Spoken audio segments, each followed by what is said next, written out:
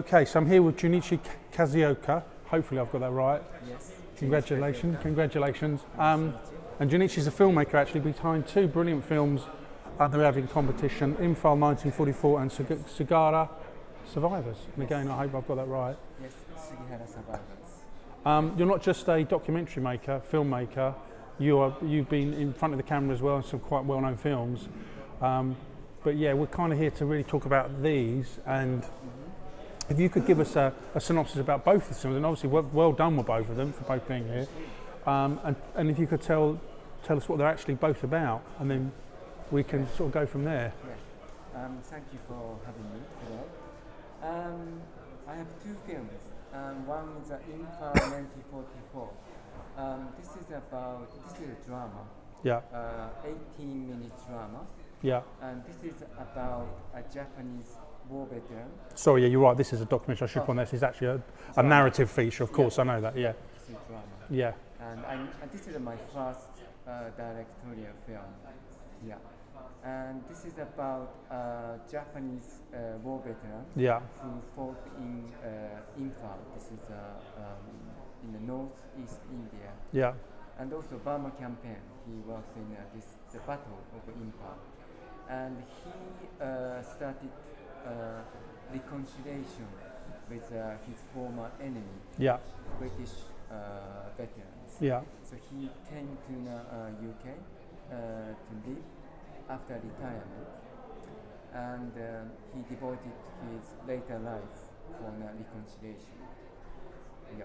So that is, and sorry, what drew you? We'll talk about this in a moment. But what drew you to? And I know this is your directorial debut, but we should point out that you've actually been in filmmaking quite some time, haven't you? But a kind of the other side of the camera, as it were. Yeah. But what drew you to this story? I assume something happened that you knew about this. A lot of happened, and I've been acting more than 20 years. I started acting in Japan, and I went to China for drama school, and then came to UK. And in around 2012, I got cast in Indian film, which is same theme of a film based on Right. Imphal. Right. Then, So that's where it sparked, I guess. Yes. I was going to act leading role in one film, which is same thing but a different story. It's more kind of based on a romance between Japanese soldier and Manipuri. Yeah. And but based on this Imphal, the Battle of Imphal. So you'd come across the story before, or you knew of this story, but you wanted to tell this particular. This is the story that you wanted to tell, or based on fact, I should say. Yeah, based on the fact. And then I was just researching about this subject. I heard of this battle, but I didn't know much about this history. And then in the course of this researching this history, and I found this guy called Masao Hirakubo, OBE. Actually, he awarded OBE by Queen. Yeah. And I read his book, and quite interesting, fascinating. For me, it's the first time know about him, even though I'm Japanese who live in London, but I didn't know about him. And then after I read this book, I'm more interested about this story. Yeah. And then I wanted to make a film about it, probably after this Indian film. And then I was waiting for this film to start, but after 2 years, still haven't started. And 2014, it was 70th anniversary of this Battle of Imphal. So it happened 1944, and there's a big ceremony over there in India. Yeah. And so this is 2014, obviously, because it's the 70th. Yes. The film, the Indian director was supposed to film, was going to tour on India in the battle happened, but So it's gonna be a big film in India, but never happened. And it's kind of for me, it's quite shame because it's a milestone year, and all the Japanese and Australian, British, American, all of these delegates appeared in this ceremony, gathered in ceremony. So I had idea. I can't make a short film. At the time, it's already 2014. I think February or March. They haven't started, and so I just quickly assembled my filmmaker friends, and then started writing script, and then auditioned actors, and then started filming. So of course you've got a lot of experience in front of the camera, and even though you haven't made a film, you're obviously involved in filmmaking, so you've got a good idea of how to make a film. But again, we're getting back here to this is your first film per se, so you're kind of still going in a bit at the deep end, even though you've got an understanding. I wasn't sure, but I kind of felt... Was there a moment it was like, oh my God, it's really happening now? Oh my God, yes. And it was June. Yeah. It was a ceremony. Yeah. 28th or something like that. So you really need to get a move on. Only 3 months, yeah. 3 months to, you have to shoot, edit, and then go to India. So how did you get, for instance, let me give this as an example here, one of his names on here, who did you get to edit the film? How did you get someone to edit the... It's a Chinese, woman. I mean, whoever it is, you're going to presumably have to phone them up and say, we're making a film, that's the good news. And they're like, brilliant. You go, we haven't even started filming yet, you've got 3 months to finish it. And what was her role? She was like, oh, right, okay, well, we can do this, but you need to get a move on. Yes. And it's presumably the same with the rest of the cast So and crew. My big supporter is Timothy. He co-wrote... That's Lyatt, Timothy Lyatt, yeah? So he co-wrote this script with me. Yeah. And also he co-produced this film. So he helped a lot of assemble all the people he knows. And but again, you've still got a problem that, although you know about this moment in history, you're ringing them up and saying, look, we've got 3 months to go. I know the history of it. Timothy, I need your help. You haven't got a clue, because you presumably don't know, as I don't know about this until I know about this. He's got to churn out a script with you. In how long has he got? And he's not made, he's never, I assume again, he's never had any, he's never researched this. So all of a sudden you're saying, Timothy, I need your help. And he's gone, drop the plates, oh my God, what are we going to do? So how did you do it? I mean, I felt just, I can't miss this 70 years. No, you've got to do it. And this is maybe last time we can do, because a lot of survivors, how many people survive? They're dying, of course they're dying now, This is a year, so only 3 months, but it's not 1 day, 3 months. So I thought think positive way to, I can do something, I can't make it perfect, big film, but something dedicated on someone who died, or Japanese people, British people, and all people fought in the war. Sometimes against their will, because they have to fight for the country. Yeah, of course, And also this Mr. Hirakubo, so inspiring. He said he wanted to do something using his later life to dedicate from someone to fallen comrades. And it didn't matter you are British or Japanese. We, hands in hand to do something for someone who died, our comrades. That is, for me, is a new kind of, inspiration. Often people think about, this is fought against America or Japan, or it's not like this.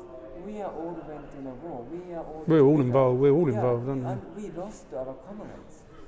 So that is kind of, this is a good thing for the film. And I hope you don't mind me asking this. And it may be a difficult subject, but is the Second World War openly talked about in Japan? I mean, is it something that's, I don't know, I haven't got a clue. Is it something that's hidden away, or do people talk about it openly?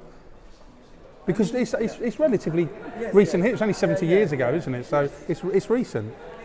basic information is all we don't know because we don't learn these things in Right. detail at school. So they don't talk about it. That's deliberate. Yeah, we don't talk about it. So it's kind of, I started learning a lot because I acted quite a lot of these kind of films in China because I went to the drama school in China and then Right. I Okay. got a role in Zhang Wen's film. It's called Debuts on the Doorstep, which won Cannes in 2000. Right. And that is my first film in China Blimey. and in Japan. And then I started thinking about and studying. Of course, you have to play this role. And what was Japanese soldiers' mentality, or how they fought in China, or that sort of Oh, thing. yeah. Okay. Yeah, that kind of interest started to come from these. I was involved in all these projects in China, and then I came to the UK in the different stories. Again, it's a different point of view, and British and the Japanese fought against over India, so that's a different story again. So fascinating, all these new finding for me. And what about and what about this? Because Yes. of course, moving on to this, this is a documentary feature. Documentary, yes. I'm assuming you haven't got the same rush to get this made, although it seems vitally important to you. Okay, where does this come from? This one, actually, I was very interested in this Sugihara. Yeah. He saved 6,000 Jewish people at the time. All of these. Is he kind of like a? Forgive me for saying, like a Japanese Schindler? Is this? Oh yes. Is that how? Is that probably? Yeah. Okay. He was only one person who awarded by Righteous Among the Nation. Someone who saved the Jews in World War II. Yeah. And he was only one Japanese awarded this guy. And I was very interested about him and make a film about him. But I haven't got any idea. But in 2014, I met him. He came to the UK for a lecture event. And then he was talking about him and then these survivors. And also who supported him. Yeah. Behind these, how to issue the visas and all the new information. And I thought, oh, this is interesting. It is. Again. It is. They're both very interesting. Yeah, different angle. Because already made film about him and also documentary about him, or probably documentary about these survivors' testament. Because of course, you could switch this. This could be a documentary, and that could be a narrative feature. Yes. I'm suggesting that you were. Did you? Let's use this as an example, random example. Yeah. Did you think actually I could make a film from this, or did you always want to make the documentary? Yes, I like to make a film about this, and also I have a feature version about this. Do you? Yeah. That could be done. Yeah, could be done, but of course you need the funding. You need the money. I don't want to do in a small scale. You want to do the big thing, yeah. Because I couldn't achieve so rushed to make this film, so I couldn't done much on this project. You 3 months. So I don't want to take very lightly. So if maybe this film gonna be big. It's got to be a big, big budget. Bigger scale, unless I don't want to make this film. And with this one, the time scale you had, how close were you to miss it? Did you obviously made it in time, but with how much time to spare? I mean, on the day of flight, I was still in the studio to do final music. I mean, final Was it because of we're going to make this? Are we going to make this? Yeah. So in the morning, probably 2 o'clock or 3 o'clock in the morning, finished, and then burn DVD, and then I just... No, literally the same day? Yeah, same day. And then shower and go to the airport. It was that tight? It was that close? Yeah. Did you at any point, when you got close to it, think we're not going to make the deadline? No. You just had to do it, had to be done? I have to do. There's you can't miss it, yeah. Because, you have to be there. And with, again, with this one, Although you finished it, got it there on time, have you actually tweaked it since? Has it been edited since or changed? Yes, always. So afterwards, yes, okay. Always editing. And this one is also always editing. Every time before the film festival, I just looked at and I couldn't down any places. I just added some effect or ask some editors to do it. Because this one is some edited, but this one I all learned how to edit. Yeah, you had the time and yeah. So I spent 2 years to edit because I shot 2014, Yeah. produced in 2016. So how to construct, I went to the school, I learned at the Raindance Film Festival that they have a school. And they teach it. All these, take time to edit and then, ask some advice to the older people. Yeah. Now you've been, you were initially in front of the camera, Yeah. you're now a filmmaker, Yeah. and if I had a gun and was about to shoot you Yeah. and said you've got to choose which you want to do, whether you're in front or behind, Yeah. you have to choose one, which one would it be? I will be director, film director. So you would leave the acting behind Yeah. and become a filmmaker? Yeah. And do you wish you had started the filmmaking career earlier rather than acting? Yeah, Because now you've done it, you know, didn't you? Yeah. So this opportunity gave me to become a director. Yes. Because I wanted to make my own film, Yeah. and also every person have a own story and then have a own voice to express and talk to the world. Mm. And I think this is a way, something I wanted to do, connect different cultures. Like I'm Japanese, but live in London, so something like connect British and Japanese through filmmaking, or in this case, connect Jewish people and Japanese people, even though different culture, but share some sort of a history, and then feel like we have a past, but connect to the future. It's kind of, these guys' legacy. It's so proud of them, what they've done. It's Mr. Hirakumo, he devoted all later life, because after retirement, he can be relaxed, and then 20 years, he can retire, do whatever he wanted to, but he's devoted these activities for future generations. Yes, of course. Yeah, I think. And then, of course, he had a personal goal, and he wanted to do, but it's become our legacy. And then Mr.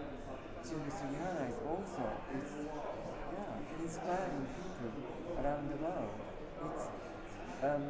It's related our present time as well, because a lot of at the time this all refugees is all the country apart from Japan declined to get into the country. That's why they all the Polish, mainly Polish refugees at the time, and of course it's all the war started, and then they had to escape, and they all went to Lithuania. He was Lithuania at the time. And then went to his consulate, because people know this is the only one place to escape, because you can't go to the Britain side, Europe, and you have to go through the Russia and then go to Japan. This is the only way to escape. And then he took his own courage and mission to save all these people. Yeah. So it's incredible. They're both incredible stories. And I think what you're doing, because I didn't know about either of these, and this is the point that unless you tell the story now with both of these, in 10 or 20 years' time, it's probably going to be too late, isn't it? Yeah. So I think your timing is impeccable. So other than these two stories, which are in themselves fascinating, do you have others that you're sitting on that you would like to tell as well that you can talk about? There's a lot of stories. At the moment, I shot one short film, which is in the editing process at the moment. This is about a Japanese novelist called Soseki Natsume, who used to live in London for 2 years. And it's a documentary or narrative? Yeah. Yes. And I'm going to produce this film. but pretty busy acting and also directing. You have to. You haven't been called up for the next Bond film again, have you? Not yet. Hopefully. Okay. Yeah. So you're waiting for the call from Sam Mendes, whoever's going to direct it. So we want you again. Yeah, and also this year I acted in one Scottish film. Right. Which is called Dark Highlands, and this is a horror film. It's just finished, so we are promoting this film this year. This Right. is my first feature leading role. Wow. So yeah, probably come In up demand. with, this film festival next year. Oh, I hope so. Junichi, thank you. Thank you very much. Thank you. It's wonderful to Thank talk to you. you, and I really Thank you. appreciate the Thank you. time and effort you made to get here. Thank So you. congratulations.